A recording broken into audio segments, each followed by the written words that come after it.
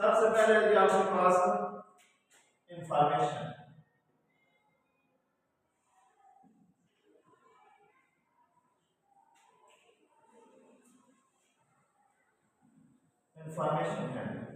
कैसे होगी इंफॉर्मेशन का मतलब आपके पास कोई ना कोई मालूमात होगी। क्या होगी?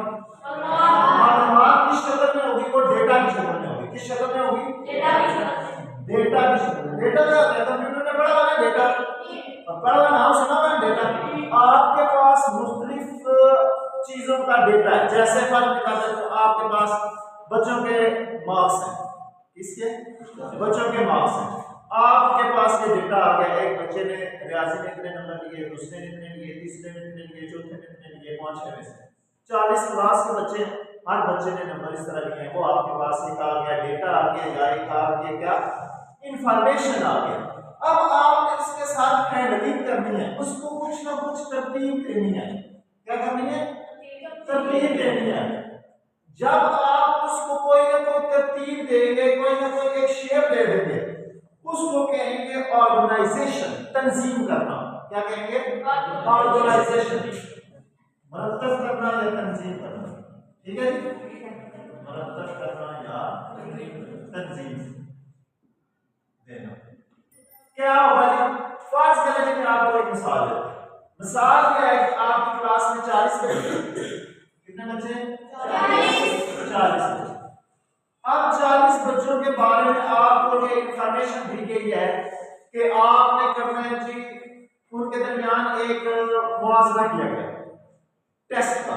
एक टेस्ट हुआ, उसमें से बच्चों ने मुख्तलिफ नंबर लिए। उसमें से बच्चों ने क्या किया? फर्ज करना है कुल नंबर थे 50। कुल नंबर कितने थे? 50। जिसमें से 20 बच्चों ने हासिल किए 50 मार्क्स पूरे पूरे, ठीक। 10 बच्चों ने हासिल किए 30 मार्क्स, और आपके पास 10 और 20 30 कुल 40 बचे हैं। 20 और 10 30। फर्ज कर लें जी 5 बच्चों ने हासिल किए हैं 25 मार्क्स, और अगले 5 बच्चों ने हासिल किए हैं 20 मार्क्स। क्लियर? ये आपके पास एक कोई कलेक्शन है, आपने इसको ऑर्गेनाइज करना है मुनज़्ज़म तरीके से। कैसे करना है सुने जरा। अब आपने इसको एक टेबल की शक्ल देनी है। क्या करनी है? टेबल की शक्ल देनी है। कैसे देनी है आप जरा सुनो। यहां पे लिखेंगे एक तरफ स्टूडेंट्स, ठीक है, और नीचे लिखेंगे ऑब्टेन मार्क्स। नीचे क्या लिखेंगे? Obtain marks. दो कॉलम में डालेंगे, एक कॉलम में लिख देना नंबर ऑफ स्टूडेंट, दूसरे में लिख देना ऑब्टेन मार्क्स। यानी कि कुल तादाद बच्चों की, और दूसरे में क्या लिख देना है? हासिल करदा नंबर, बच्चे ने कितने नंबर हासिल किए। क्लियर बेटा? इसको कहेंगे ऑर्गेनाइज करना। इसको क्या कहेंगे? ऑर्गेनाइज। कि आपने इसको डेटा के अंदर, टेबल के अंदर फिल कर देना है। ये आपकी क्या हो जाएगी? ऑर्गेनाइजेशन हो जाएगी। आपने इसको एक तरीके से मुनज़्ज़म तरीके से मतलब कर दिया। क्लियर हो गया? अब इसके बाद एक अगला स्टेप आता है, उसको कहते हैं डिस्प्ले। इससे अगला स्टेप होगा क्या होगा? वो डिस्प्ले।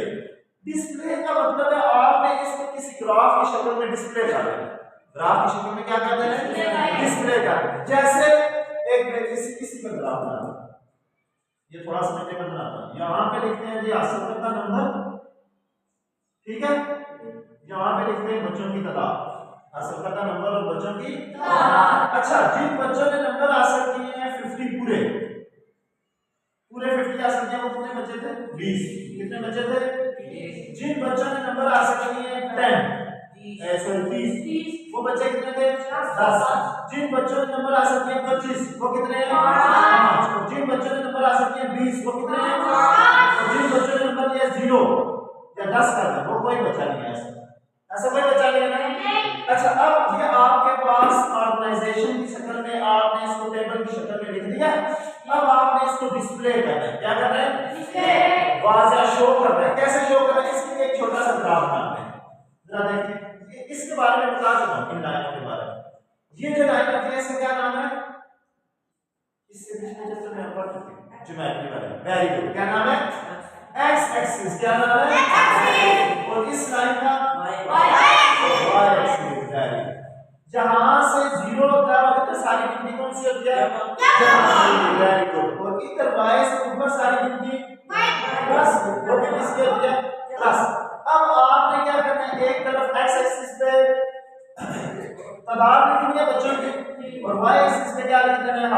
मतलब नंबर कितने नंबर आ सकते हैं।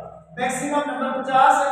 हम एक लाइन को 10 का नाम दे देते हैं, दूसरी को 20 का, तीसरी को 30 का, चौथी को 40 का, पांचवी को 50। जी आपके पास ग्राफ पेपर होगा, ग्राफ पेपर में बनाना सीखेंगे। और इधर मैक्सिमम तादाद कितनी है 20। इधर मैक्सिमम कितनी है 20। इधर बेशक 5 5 का फार्मूला है 5 10 15 20 25। अच्छा आप सुने, अब हम इसको डिस्प्ले कर रहे हैं। इस डेटा को हम यहाँ पे डिस्प्ले करेंगे। कैसे डिस्प्ले करेंगे? वो बच्चे जिन्होंने पूरे 50 नंबर हासिल किए, कितने 20। वो बच्चे जिन्होंने पूरे 50 नंबर उनके बता दिए, यहाँ पे लिखेंगे तलबा की तादाद है, स्टूडेंट की तादाद, ठीक है। और यहाँ पे लिखेंगे हासिल करता नंबर। जी सबसे पहले 50 वाले 50 के सामने डॉटेड लाइन लेके जानी है, कहां तक लेके जानी है 20 तक। इसका मतलब आपने वो नंबर शो कर दिया है, डिस्प्ले कर दिया है, वो तादाद डिस्प्ले कर दिया है जिन बच्चों ने 50 नंबर हासिल किए। वो कितने बच्चे 20। 50 वाले कितने बच्चे 20। उसके बाद दूसरी बात 10। कौन से 10? वो बच्चे जिन्होंने 10 नंबर हासिल किए वो कितने बच्चे 30। 10 यहाँ पे आपके पास 30 है, आपने इसके सामने डॉटेड लाइन लेके आनी है फुटे की मदद से। और यहाँ पे बार ग्राफ की शक्ल में एक बार ग्राफ है। अच्छा इसको बार ग्राफ कहते हैं, ये जो मैं बना रहा हूँ, ठीक है। इसको क्या कहते हैं बार ग्राफ। दो तरह के अच्छा अब अगली बात कौन सी है? वो बच्चे जिन्होंने 25 नंबर हासिल किए कितने 25 की दोनों के दरमियान होगा, जहां पे कहीं होगा यहां पे मैं 25 लिख दूं। कितने बच्चे हैं वो 5, जहां पे आएगा ये वाला नोटेशन यहां पे। क्लियर बेटा?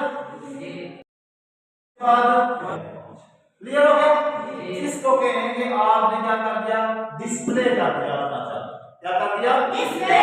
जो भी आपको इंफॉर्मेशन दी हुई थी उसको आपने क्या कर दिया डिस्प्ले। अच्छा ये मैं बता रहा था कि ग्राफ कितनी किस्म के होते हैं, ये बार ग्राफ कितनी किस्म के होते हैं दो। कितनी किस्म के दो। एक को कहते हैं हॉरिजॉन्टल बार ग्राफ और दूसरे को क्या कहते हैं वर्टिकल बार ग्राफ। कितनी किस्म के ग्राफ है दो। एक हो गया हॉरिजॉन्टल, दूसरा कौन सा होगा वर्टिकल। हॉरिजॉन्टल को कहते हैं उफकी और वर्टिकल को कहते हैं अमूदी। अमूद से निकला वाला अमूदी, अमूद का मतलब मैंने क्या बताया था जो लाइन बिल्कुल सीधी है। ये जो ग्राफ ऊपर से आ रहे हैं इस तरह के जो ग्राफ है ये कौन से ग्राफ है अमूदी या वर्टिकल बार ग्राफ। इस ग्राफ को क्या कहेंगे वर्टिकल बार ग्राफ। दूसरा अगर मैं इसी को यूं बना दूं, ये वाली चीज इधर लिख दूं और उधर वाली चीज इधर लिख दूं, यानी कि इधर लिख दूं तलबा की तादाद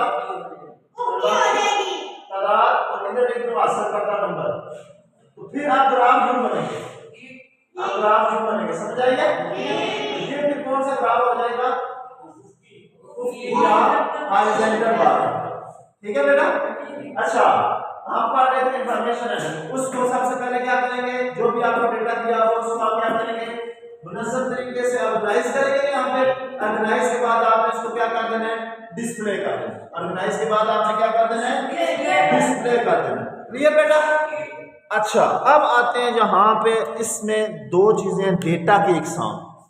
किसकी इकसाम डेटा की इकसाम। डेटा क्या होगा जो भी आप मैंने पहले बता दें जो भी आपको इंफॉर्मेशन दी होगी उसको क्या करेंगे मालूमात, यानी वो क्या होगी डेटा करेंगे। वो क्या कहलाएगी डेटा। अब डेटा की दो इकसाम है, क्या है जो भी आपको मालूमात दी होगी दी हुई मालूमात को डेटा कहते हैं। ठीक है? अच्छा नेक्स्ट तरफ अब डेटा की कितनी इकसाम है दो। कितनी इकसाम है दो। एक होगा कॉन्टिन्यूअस दूसरा होगा डिस्क्रीट। एक होगा कॉन्टिन्यूअस दूसरा क्या होगा डिस्क्रीट डेटा। दूसरा क्या होगा कॉन्टिन्यूअस डेटा। अब इन दोनों के बारे में जरा बात समझो। डिस्क्रीट क्या और कॉन्टिन्यूअस। डिस्क्रीट डेटा वो होगा जिसमें गैप आपको वाज़ह वाज़ह नजर आएंगे। क्या नजर आएंगे? गैप वाज़ह। जैसे मैं कह रहा हूं आपके पास एक डेटा 20 कॉपीज का डेटा है, ठीक है, 50 कैप्स का डेटा है, 40 बुक्स का डेटा है, ठीक है, इसमें आपको वाज़ह वाज़ह गैप नजर आ रहा है। अब कॉन्टिन्यूअस में डेटा में होगा उसमें इशारे वाली नकलें भी शामिल होंगी, उसमें मालूमात जो आपको दी होंगी मुसलसल एक तरतीब के साथ दी होंगी। क्या दी होंगी? मुसलसल एक तरतीब के साथ दी होंगी। जैसे फर्ज कर लेते हैं आपकी क्लास में बच्चों के कद जो दिया हुआ, क्या दिया हुआ है? कद, हाइट जो दी हुई है आपको, क्या होगी? कोई कॉन्टिन्यूअस फर्ज कर लें बच्चे की हाइट है 4, दूसरे की 4 साढ़े 5 साढ़े 4 फुट, ऐसे ही है ना? तो फिर क्या हो जाएगा? किसी एक के 4 साढ़े 7 फुट, किसी एक बच्चे की हाइट है 4 साढ़े 9 फुट, किसी एक बच्चे की हाइट है 5 फुट। तो ये जो डेटा दिया होगा पॉइंट्स की शक्ल में, इसको क्या कहेंगे? कॉन्टिन्यूअस। और जो इस तरह दिया डेटा दिया होगा उसको क्या कहेंगे? डिस्क्रीट। उसको क्या कहेंगे? Discrete data. क्लियर हो गया? अब ये जो डिस्क्रीट और कॉन्टिन्यूअस डेटा है ना, इनके भी आगे दो इकसाम है। इनकी भी आगे क्या है? दो इकसाम। डिस्क्रीट की दो इकसाम कौन कौन सी हैं? एक होगा ग्रुप, हाँ जी, ग्रुप डेटा, एक होगा अनग्रुप डेटा। क्लियर? बातें नहीं बेटा, बातें नहीं। इसमें भी दो इकसाम होंगी, एक होगा ग्रुप और एक होगा अनग्रुप। हाँ जी, कोई कंफ्यूजन नहीं, ये बात पूछने वाली होगी। अच्छा, इनकी मैं मिसाल दे देता हूं, ग्रुप की और अनग्रुप डेटा की मिसाल देता हूं। जो होगा ना आपके पास ग्रुप डेटा, वो आपके पास याद रखना है, उसकी शक्ल टेबल की तरह आती है। टेबल बना हुआ, ये जैसे बना हुआ, ये जो टेबल बना हुआ है ये किसकी शक्ल? मिसाल है ग्रुप डेटा। किसकी? ग्रुप डेटा आपके पास, आपने आसान लफ्जों में याद रखना है कौन सा होगा? जिसका कायदा एक टेबल बना हुआ। क्या बना हुआ है? एक टेबल बना हुआ। अनग्रुप जो होगा वो टेबल की शक्ल में नहीं होगा। जैसे मैं क्या कहता हूं, एक टेस्ट में बच्चों ने नंबर हासिल किए, हासिल करता नंबर, टेस्ट में हासिल करता 20 10 15 18 40 50, इसके बाद सोमान भी कभी करेंगे 1 2 3 4 5 6, उसके बाद नंबर दिए होंगे 35 30। ये इस तरह का जो डेटा दिया होगा वो क्या होगा? अनग्रुप होगा। वो क्या होगा? अनग्रुप। इधर भी इसी तरह जो डेटा दिया होगा टेबल की शक्ल में ग्रुप होगा, और जो टेबल की शक्ल में नहीं होगा वो कौन सा होगा? अनग्रुप डेटा होगा। कोई कंफ्यूजन बेटा इसमें? कोई बात पूछने वाली हो? अच्छा, अब यहाँ पे जो बुक के पेज नंबर 182 पे है ना, पेज नंबर 182 आगे बेटा जरा यहाँ पे देखें, दो एग्जांपल्स दी हुई हैं, एक ग्रुप डेटा की दी हुई है, एक अनग्रुप डेटा की दी हुई है। ऐसा ही है एग्जांपल अनग्रुप डेटा की क्या दी हुई है? The marks of 10 out of 10 in a test of 20 student of a class। 20 बच्चों की क्लास है और 10 नंबर का टेस्ट हुआ है, और बच्चों ने जो नंबर हासिल किए वो दिए हुए, किसी ने 3 नंबर लिए, किसी ने 10, किसी ने 9, किसी ने 8, किसी ने 7, किसी ने 6। जैसे ये मैंने मिसाल दी है, ये 50 नंबर का टेस्ट था, बच्चों ने इसमें से ये नंबर हासिल किए, तो ये कौन सा डेटा है? अनग्रुप। कौन सा है? इससे नीचे देखें एक और मिसाल दी हुई है, वो ग्रुप डेटा की है।